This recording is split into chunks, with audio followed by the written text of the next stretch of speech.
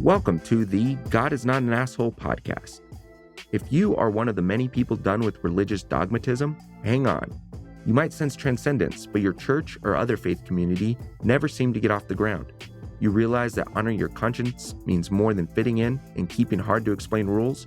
Hang on. You could probably think of the goodness in your tradition, and you tried your best to save that baby, but there's so much bathwater.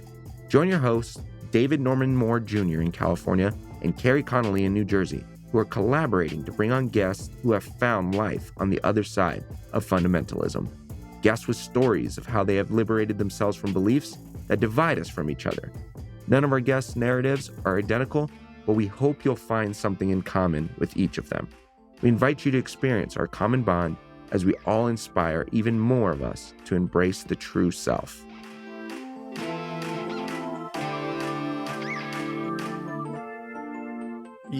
You know, Matt, a little bit ago, you mentioned how we can learn from indigenous peoples about disability.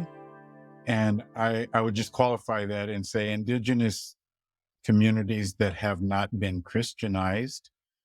And, you know, that applies not just to the Americas, but indigenous peoples everywhere, that they have a lot to speak to us about the environment and saving the earth. Yeah. And, but they also have a lot to say to us about being heteronormative. You know, I mean, to even have a term like two-spirit, to in some spaces to actually elevate and honor and regard people who are, you know, who are in our society would be minoritized. What do you think about that? Yeah. Well, to turn it back to the Jesus kind of narrative that we were trying to get to earlier, I think Jesus he recognized the indigenous traditions in which he came from and how his family had separated from those traditions. And so he went and joined into he had a learning in what it meant to be indigenous early on in his life. And he went and joined the wilderness people, John the Baptist. And so I think he tried his hardest, and Jesus did mess up. I'm not saying Jesus wasn't perfect. Oops, I'm a heretic. And no, in good company anyway. Yeah. But so Jesus had a concept of what it meant to be indigenous. And so I work with this notion that the path of discipleship actually is a path of disability. So the path of discipleship is the path of disability, meaning that to understand the compassion, to understand the term that I use is bodyfulness, as in a contradiction to our mindfulness world, bodyfulness that Jesus was trying to get us to come to, of coming home to our bodies through these oppressive systems and to be collectively whole, to move to that restored place, that restorative practice, addressing these systems of power that are separating us from one another, is through the path of disability. And so when we read the scriptures, I often use the story of Luke, starting in Luke 10, it's where Jesus kind of sends out his disciples. I'll start there and start to dissect of where is disability in this story. When Jesus sends people out to the village and says, stay here and do not ask for any particular food, just eat what you're given. And that is, I come at it with a disability perspective, saying people with disabilities can't walk into somebody's house and just start making food, not because they're not welcomed to, but because they physically can't. They have things that are set up for their own homes because things are inaccessible. And so they have to eat what is put in front of them by somebody else. They don't have choice. And the same thing, only take one pair of shoes. You do not have the physical energy to carry extra things with you because your body is taking taxed already so much. And you I cannot carry more. In one hand, I have a cane or a guide dog. In the other hand, I have a water bottle. So, and I can only carry so much in my pack. So the thing is, we have to start understanding that this path of discipleship that Jesus is trying to guide his disciples through is a path of, hey, this is what it's like being disabled in this world. Go be like the disabled, go be like the meek, go be like, like it is like you can interject disability in each of those things in the Sermon on the Mount there, in the Beatitudes. And so I love that. I think, yeah. Sorry. No, as I say, just that discipleship is the path of disability. Go be like the disabled. So I think that it's really interesting that you say that, because I think that Jesus was always learning how to be a better ally. Yeah. Absolutely. And I just recently turned in an article for publication where I talk about the Samaritan woman and how he began to identify, and this was not my idea, this was part of the research that I discovered, that somebody pointed out that he began to identify as a Samaritan. He had an ethnic other previously, right? So there are multiple ways that he was changed by the people that he encountered, to become better in his mission, I think. Yeah, and the idea of intersectionality that you brought up earlier with disability, the one around Jesus growing in that is the one where the woman asked for her daughter to be healed, and Jesus says, "I do not give food to the dogs," or something like that. And then crumbs, crumbs to the dog, and she's like, even the dogs need the bread of life, or something like that.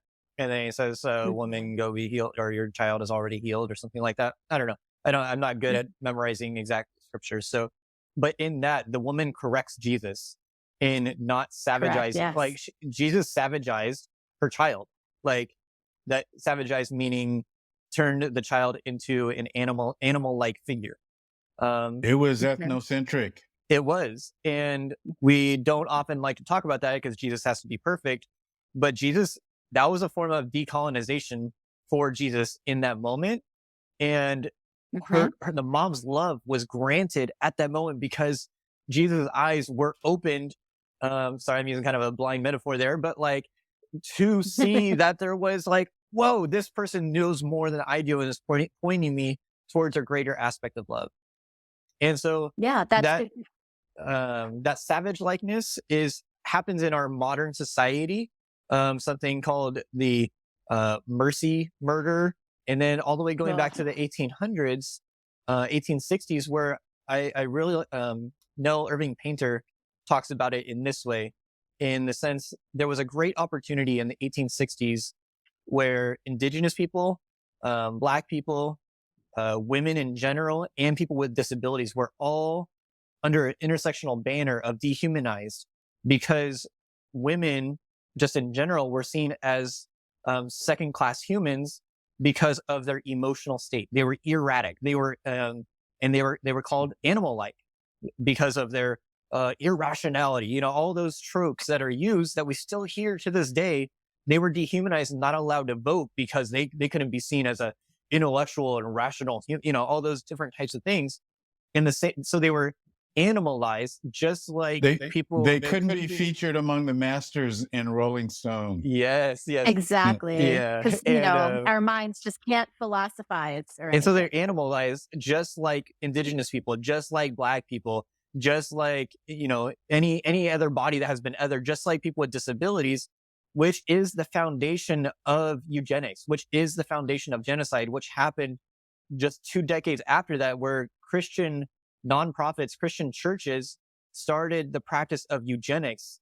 And that's where we get our foundation to sterilize and euthanize people with disabilities. Like that's where it started, y'all.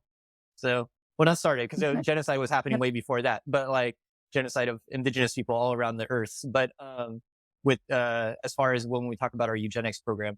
Yeah. Earlier Carrie mentioned John Winter, co-founder of Rolling Stone, and by the way, that book, that the publisher canceled it after I am so happy right now. But I can't wait to send a text to the person I was talking about that article with. Okay. So I was thinking about that when you were talking. I reflected on, Matt, when I was young, there was this thing called MTV. It was huge. It was You know, They had that when I was young yeah, too. yeah, I know. I'm just kidding. But MTV was all white. Yep. There was Sway. There was And Sway. I was just going to say there was one black VJ. Yeah, it was Sway. the person who broke through, who pushed them to make the change, was Michael Jackson. Mm. He was so huge that they looked ridiculous ignoring him because he was like bigger than their whole industry. Yeah. Yeah. And that's pretty much what has to happen, I think, to crack through. And when there's patriarchy and white supremacy, this is where, even though systemically people are excluded, they have to make sure they don't give up on doing their own thing. They women have to do their own thing. Queer folk have to do their own thing. And this is, something that Black people have been doing, forever. Like, we'll just keep doing what we do. And, as we do that, you have to recognize. Yeah. I'll just pivot that statement a little bit in that our success is not found in the incorporation into MTV. Our success is found in the doing it with our community. It's found in the growth of our community. And that is the way. Community is the way. So if we're going to talk about how we do community, it has to be starting with disability, because they're the easiest and most often left out.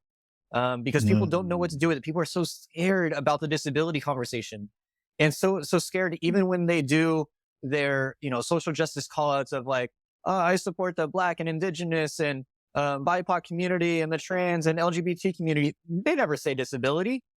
99.8% of the time, they don't say disability unless, I don't know, David Moore does. So I can't say it in this company. So, like it's so rare, and it leaves me feeling so isolated. And even in national racial justice organizations that you and I are all familiar with, they do not want to touch disability, because what it does is it changes their organizing model, where they can't just go get money and go make calls and just uplift and create social media graphics. It means we have to actually build community, and there's no money in that. Mm-hmm.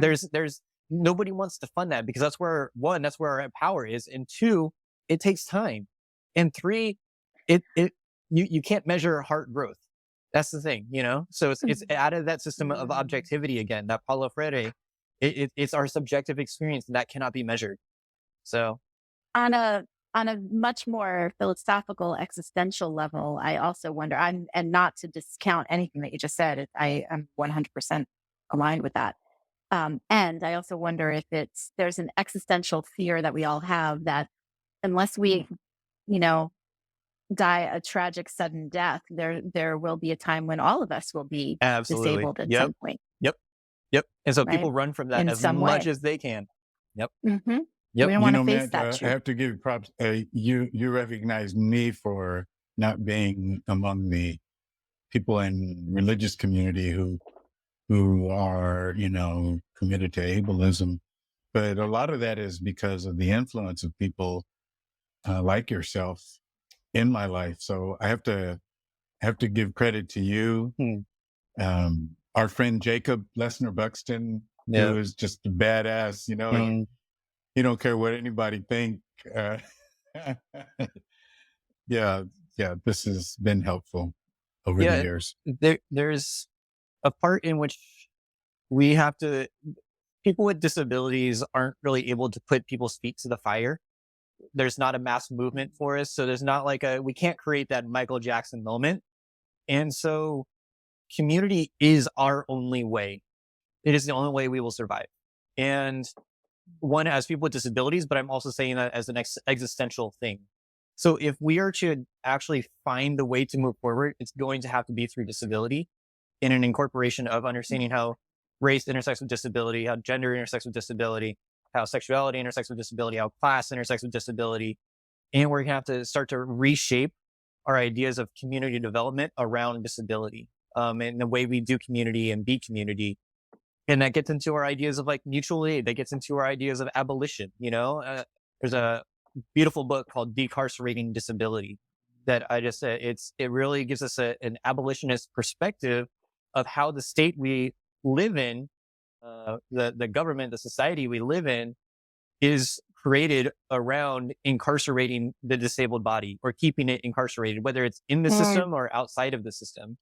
And so there's segregation still exists for people with disabilities. Like we are by all means 100% segregated.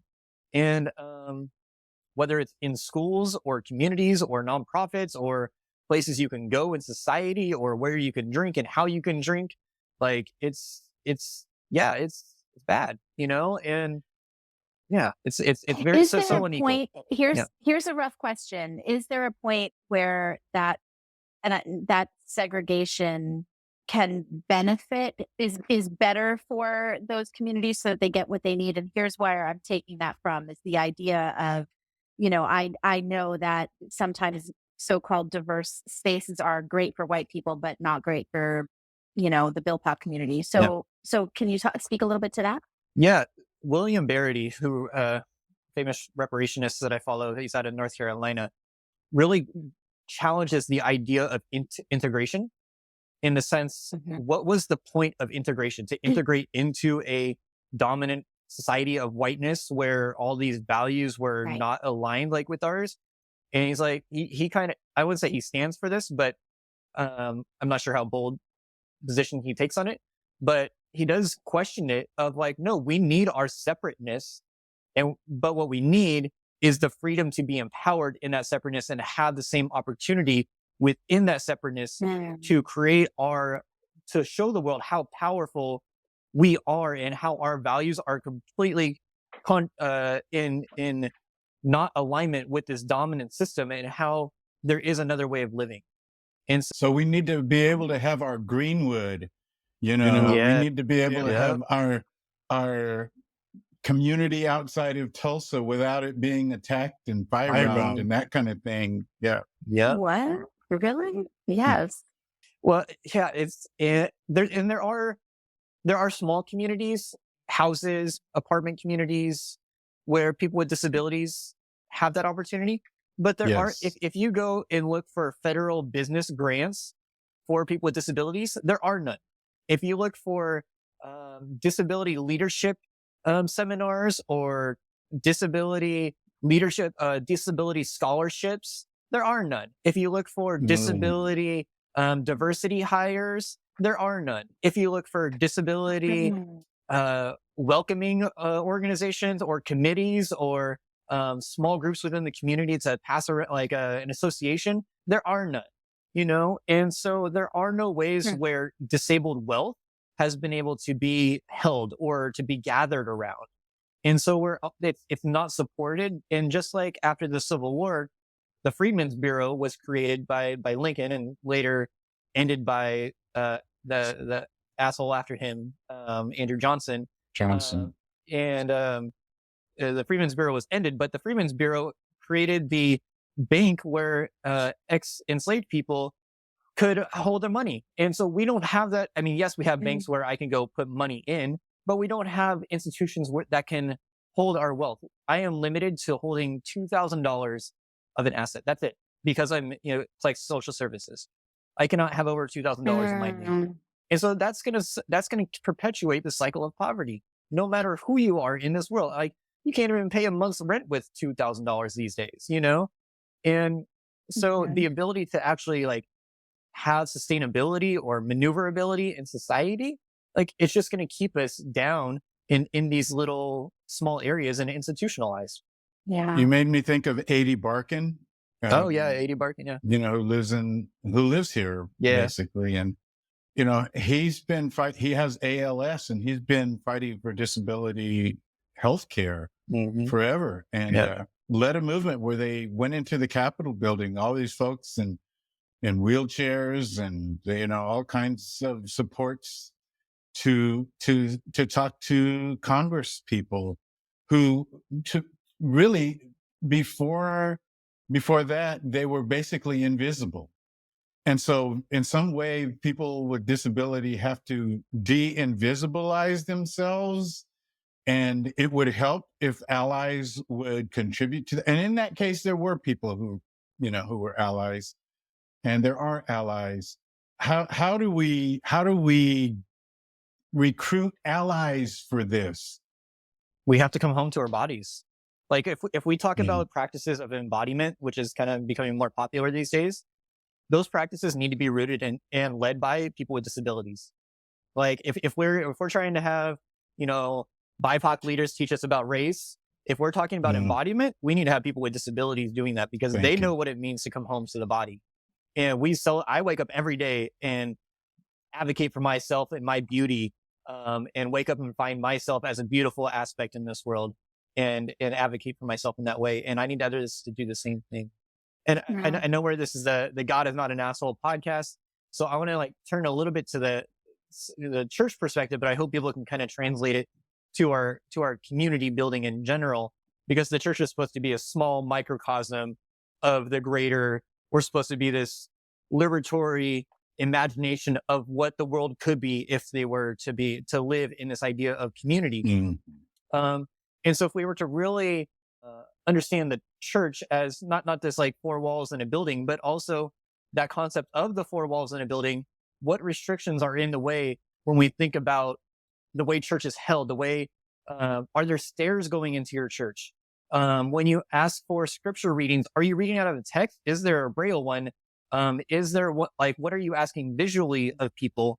When you ask for communion, do you ask people to walk down a narrow aisle, to go get the bread and the juice? What baptism is? Do you have to climb into a pool? Maybe that's not accessible, Or Matt, as we have been dealing with, is there public transportation that arrives at your location? Exactly. That's another one. So the accessibility, and I often like to say accommodations are the bare minimum for institutions. We all have understanding to grow in and be compassionate towards people, and being accommodating is always great. But as an institution, that is the bare minimum to create accommodations. Accommodations are not liberation. And so, in that vein, though, when we think of the church as a microcosm, what is the church doing to create wealth, to create community, to do community building as a tool for liberation, a tool for embodiment? When we pray, are we praying with our bodies, or are we just praying a recited prayer? How are we becoming? Are our prayers just taught to be in our head, or as Abraham Jacob Heschel says, I pray with my feet?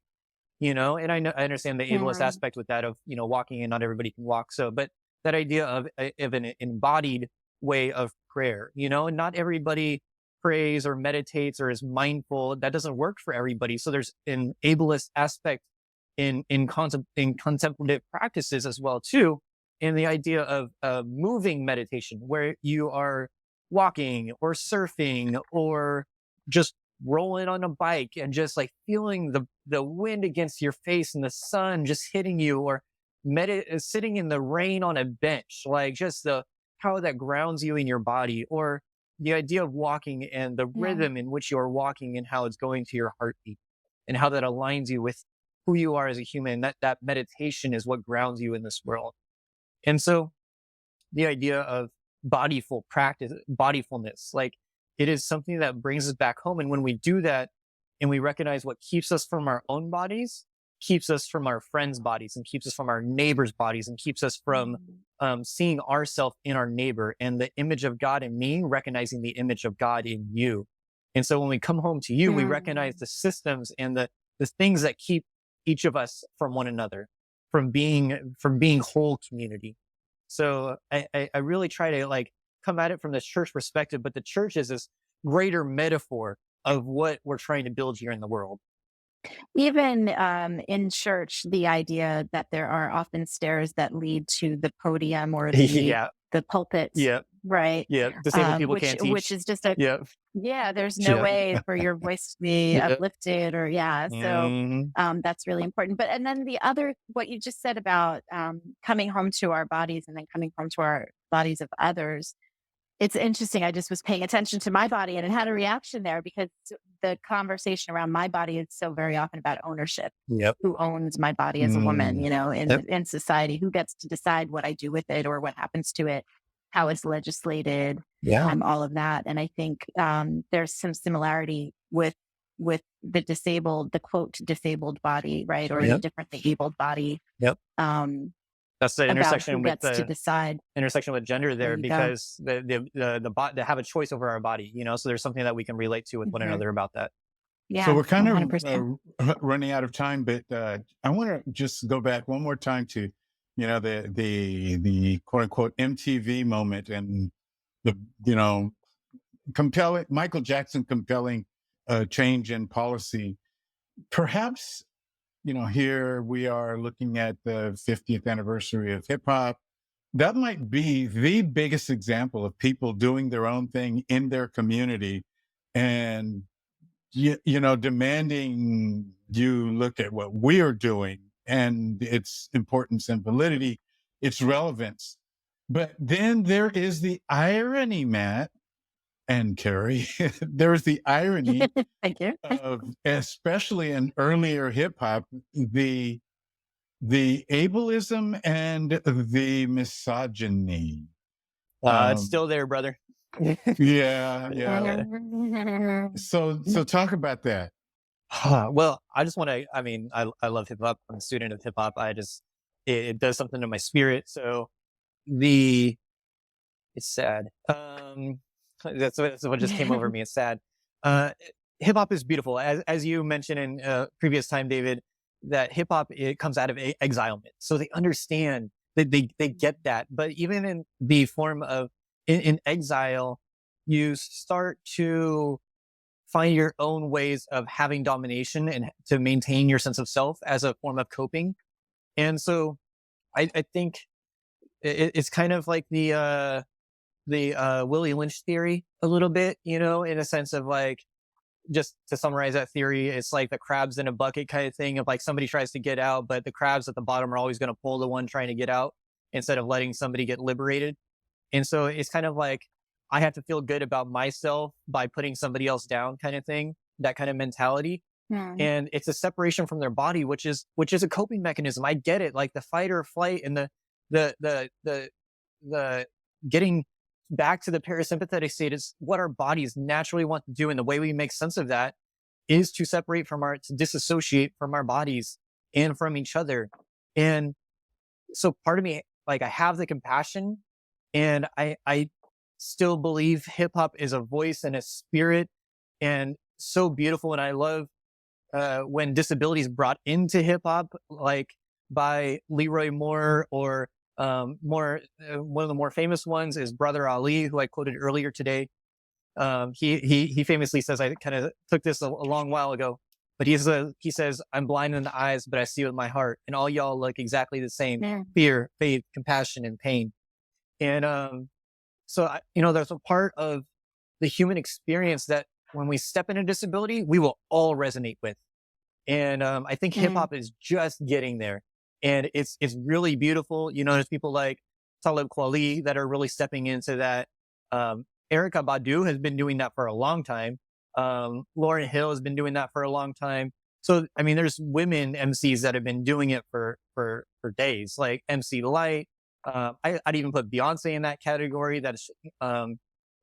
So I think hip hop has hip hop is a teacher. It's a spirit. It's a teacher. Yeah.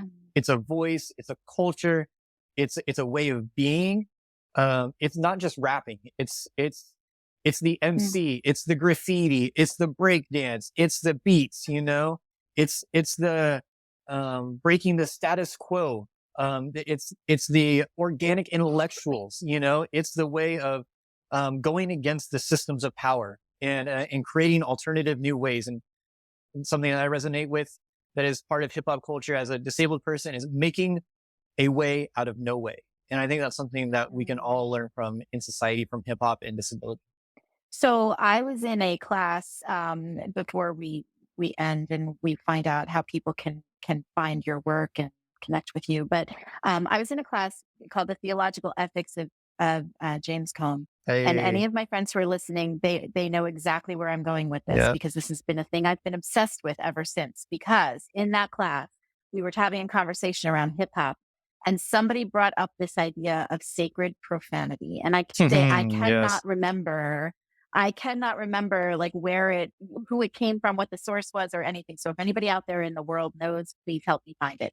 But this idea of sacred profanity is that hip hop is not in and of itself profane, but rather it is pointing to the profanity of life and saying God is there, God is with us in the profanity, and thus renders it sacred. Yep. And I thought that was so beautiful, and it changed the way I hear those lyrics that would previously have deeply offended me because of their misogyny or violence or whatever, so I'd really tried to embody that myself. Yeah.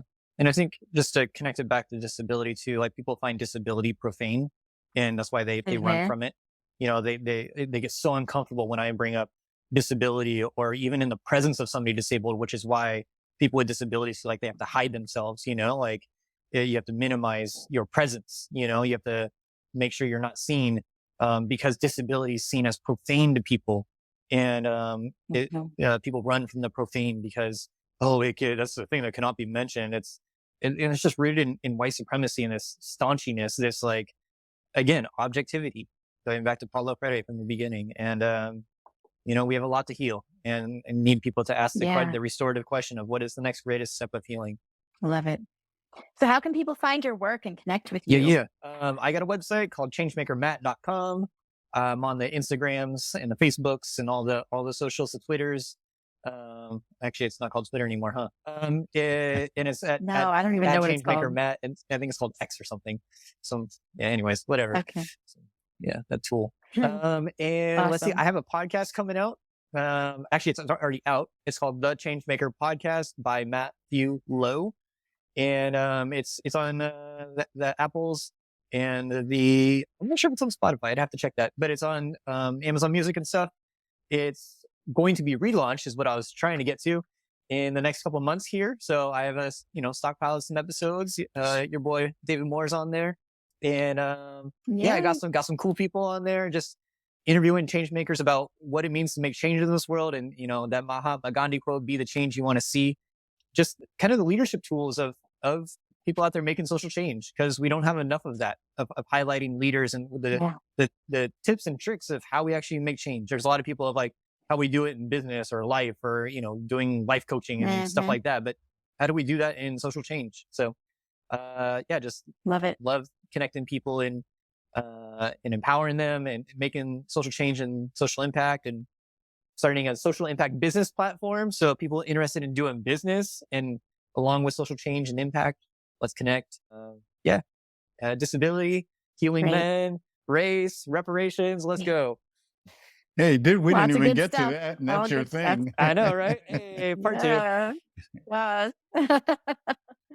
Well, Matt, it was such a pleasure to meet you. I'm so glad to have had this conversation with you. Thank you. Yeah, Matt and I later today are having a conversation with some people from Antioch University campuses who are having us talk about reparations to people across their network.